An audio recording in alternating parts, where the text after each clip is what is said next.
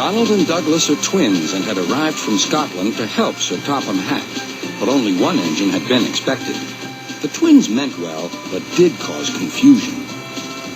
Sir Topham Hatt had given them numbers, Donald 9 and Douglas 10, but he was still planning to send one engine home.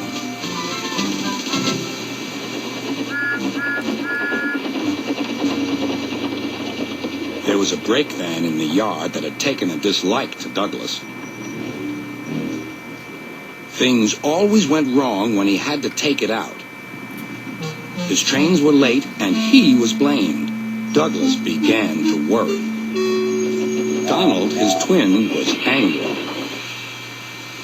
"You're a muckle nuisance," said Donald. "It's to leave you behind I be wanting." "You can't," said the Breakvan. "I'm essential." "Ah, are you?" Donald burst out. "You're nothing but a screeching and a noise when all's said and done. Spite doggy, would you? Take that!" "Oh! Oh!" cried the van. "There's more coming should you misbehave." The van behaved better after that. Until one day, Donald had an accident. The rails were slippery. He couldn't stop in time.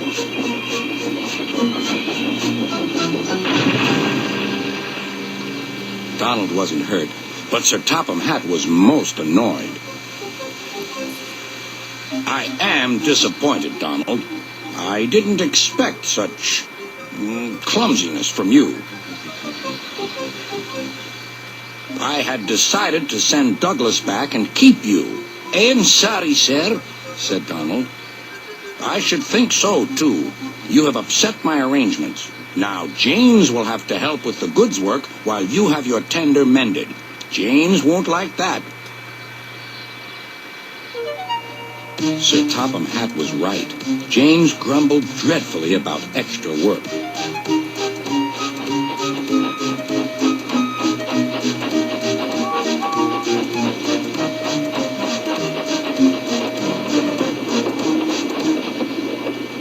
"Anyone would think," said Douglas, "that Donald had had his accident on purpose.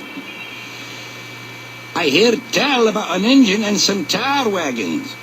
"Shut up," said James. "It's not funny." He didn't like to be reminded of his own accident.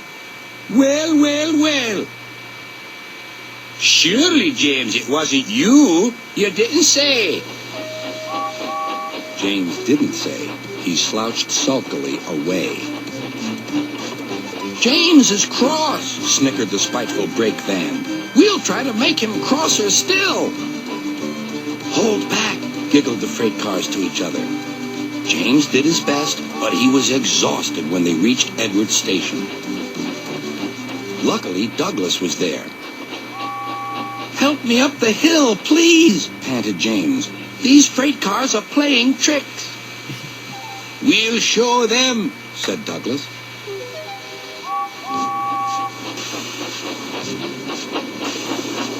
Slowly but surely, the snorting engines forced the freight cars up the hill. But James was losing steam. "I can't do it! I can't do it!" "Leave it to me!" shouted Douglas. The conductor was anxious. "Go steady! The van's breaking!" The van was in pieces. No one had been hurt, and soon Edward came to clear the mess.